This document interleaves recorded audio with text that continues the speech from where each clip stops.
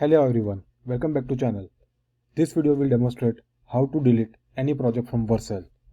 So first of all, go to Vercel project list, pick a project that you want to delete, click here,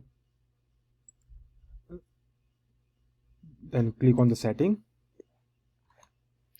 Once you go to project setting, scroll down to the bottom, you will see the block called delete project.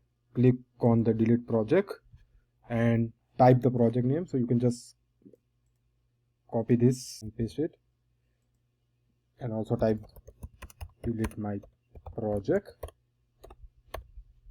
and then click on delete. That's it. And now refresh and see the project has been deleted. So nothing complicated, it's very easy.